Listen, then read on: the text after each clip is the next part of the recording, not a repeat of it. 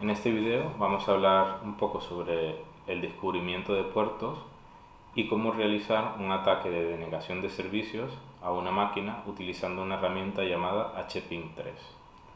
Entonces, para repasar un poco cómo funciona la comunicación TCP, cuando nosotros queremos comprobar si una máquina, en este caso el servidor, está respondiendo un puerto, si tiene ese puerto abierto, nosotros hacemos una petición, lanzamos una petición de tipo SYN más el puerto que queremos analizar, y si en el caso que estuviese abierto, el servidor responde con un SYN ACK y el cliente vuelve a responder con un REST indicando que la comunicación ya ha terminado.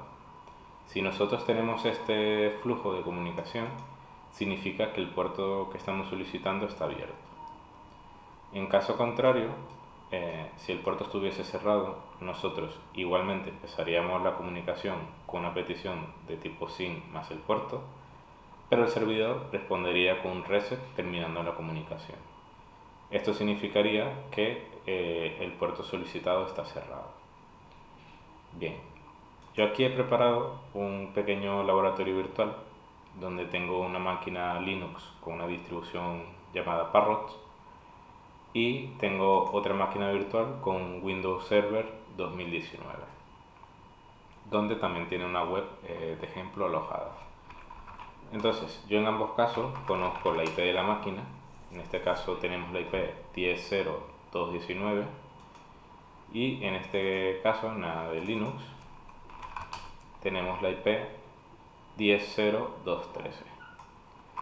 Bien, nosotros lo primero que haremos será un descubrimiento de puertos para saber qué puertos tiene abierto la máquina que queremos atacar.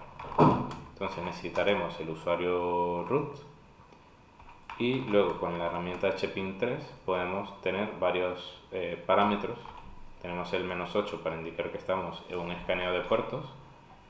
Luego tenemos que indicar el puerto que queremos analizar. En este caso podemos indicar un rango del 0 al 100. -S mayúscula para indicar que la petición va a ser de tipo SYN. La IP que queremos atacar. Y antes de ejecutar este comando, vamos a abrir el Wireshark en Windows, que es un analizador de paquetes de red, donde al abrirlo ya está escuchando los paquetes de la red. Ahora vamos a ejecutar nuestro comando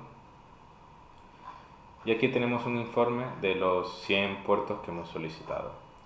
Entonces aquí podemos obtener información sobre el nombre del puerto, el servicio que pertenece a ese puerto, y en la columna flags podemos saber si el puerto está abierto o está cerrado. En el caso que tengamos RA, significa que el puerto está cerrado porque el servidor ha respondido con un reset directamente. Y en el caso que tengamos el SA, significa que el puerto está abierto porque ha respondido con un SYN. En este caso el puerto 21, que pertenece al servicio de FTP, está abierto. Entonces, como yo sé que esa máquina de Windows tiene una web, yo voy a revisar, comprobar el puerto 80, que es HTTP, y vemos que está abierto. Bien, si vamos a Wireshark y vamos arriba del todo, bueno, aquí ya podemos ir viendo las peticiones que han ido realizando desde la máquina atacante a la máquina de Windows. Por cada puerto ha empezado una comunicación de tipo SYN y en el caso de los puertos cerrados, la máquina de Windows ha respondido a la de Linux con un reset. Bien, nosotros con la herramienta de hping3 podemos hacer varias cosas. Podemos enviar pequeños pines o paquetes a un puerto en concreto. Por ejemplo, podemos utilizar hping3 con la herramienta -1 que nos indica que es una petición TCP. Podemos indicar la IP que queremos atacar, en este caso que es la 19, y indicamos con -P el puerto que queremos hacer peticiones y cuántos paquetes queremos enviar. En este caso queremos enviar 5. Entonces antes de ejecutarlo voy a reiniciar otra vez el Wireshark y ahora ejecutamos nuestro comando. Entonces aquí podemos obtener varias informaciones. Por ejemplo, vemos que hemos enviado los 5 paquetes, los 5 se han recibido, y también podemos ver en las peticiones que hemos hecho a la IP de Windows el TTL, el Time to Live, que este valor nos indica el sistema operativo que tiene esa máquina. En este caso, al ser 128, nos indica que es una máquina Windows. Si fuese el valor 64, pertenecería a distribuciones de Linux. Entonces, si vemos en Wireshark qué ha pasado, vamos a parar el analizador y a llevar hacia arriba. Aquí podemos ver los diferentes paquetes que hemos ido pidiendo desde nuestra IP. Así es un poco cómo funciona esta comunicación TCP. Entonces, ¿cómo podemos hacer un ataque de denegación de servicio desde nuestra máquina de Linux a la máquina de Windows? Bien, nosotros podemos utilizar HPin3, tiene muchos parámetros bastante interesantes, pero para el tema de ataques de denegación de servicio podemos utilizarla con los siguientes parámetros. Podemos indicar HPin3 solicitando la IP que queremos atacar. En este caso, por ejemplo, podemos decirle que vamos a hacer el ataque por el protocolo UDP. Podemos indicar el tamaño de los paquetes que queremos enviar y tenemos el comando de flood, que lo que hará es no dejar de enviar paquetes, estará enviando muchos paquetes a esa máquina. Entonces, nuevamente, antes de ejecutar este comando, vamos a reiniciar el Wireshark y vamos a ejecutar nuestro comando. Él se va a quedar aquí enviando paquetes, lo voy a parar y podemos ver que se ha enviado un total de 265.000 paquetes. Si venimos a Wireshark, lo voy a parar aquí, podemos aquí ver pues todos los paquetes que nosotros hemos ido enviando desde nuestra máquina Linux con un tamaño de 500 bits.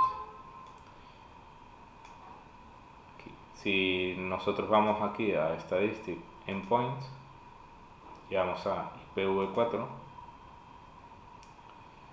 podemos ver, estos son como un listado de todas las IP y comunicaciones que ha habido entre esta máquina y otras máquinas u otras IP, y podemos ver que en la máquina de Linux aparece aquí con el total de paquetes que se ha enviado. Esto creo que todavía está ahí, ya terminado. 255.000 paquetes que hacen un total de 139 megabytes. Vale, pero esto sigue siendo un ataque de negación de servicio un poco malo porque estamos exponiendo nuestra IP real. Entonces, para la máquina atacada sería pues fácil detectar quién es el que está atacando y colocar una regla en el firewall para bloquear esta IP. Entonces, nosotros tenemos en HPin3 otros parámetros que nos pueden permitir hacer el ataque un poco más efectivo. Podemos utilizar un parámetro llamado runSource, que lo que hará es que cada petición la va a hacer desde una IP diferente. Entonces vamos a reiniciar nuestro Wireshark y vamos a volver a ejecutar con este parámetro. Lo voy a parar rápidamente. Aquí vemos que ha enviado 121.000 paquetes, y ahora si vamos a Wireshark vemos que ya no sale nuestra IP de Linux, sino que salen IPs aleatorias. Si volvemos a Statistics Endpoints, IPv4, ya está tardando un poquito más, máquina está un poco lenta por todos los paquetes que ha recibido. Bien, ahora en vez de tener aquí solo una IP con nuestra IP real de Linux, lo que tenemos es un listado muy grande de todas las IPs que se han generado. IPs aleatorias que han hecho los paquetes. Cada una ha enviado un paquete a, a esta máquina. Entonces, pero aquí hay otro problema, que muchos IDS o firewalls son capaces de filtrar estos paquetes, son paquetes muy grandes, y pues nuestro ataque no sería tan bueno. Entonces, aquí podemos utilizar una técnica que es para burlar ciertos IDS y firewalls, que supone que bajemos el tamaño de los paquetes a un tamaño muy pequeñito. Entonces, al ser paquetes tan pequeños, muchos firewalls o IDS no detectarían este tipo de ataque.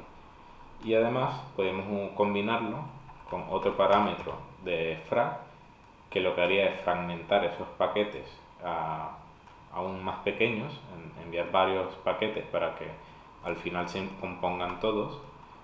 Y además podemos utilizar un interval que lo que hará es que cada 5 milisegundos envíe esos paquetes. Entonces, al tener una pequeña espera, burlaría esos IDS. Si nosotros volvemos a reiniciar el Wireshark y ejecutamos ahora, voy a pararlo, tenemos aquí 123.000 paquetes. Voy a pararlo aquí. Y aquí vemos la misma listado de IPs aleatorias, pero esta vez con un tamaño muy pequeño en los paquetes, tamaño de 8. Vemos aquí el protocolo UDP, que es lo que estamos haciendo. Y con esto pues nuestro ataque sería mucho más potente. La idea de esto es simplemente demostrar cómo funciona este tipo de ataques, y en próximos videos vamos a ver cómo defendernos, cómo preparar y configurar un IDS para que filtre estos ataques y nos avise cuando estamos siendo atacados. Y bueno, si te ha gustado este video, por favor deja un like y deja tu comentario para aportar algo. Gracias.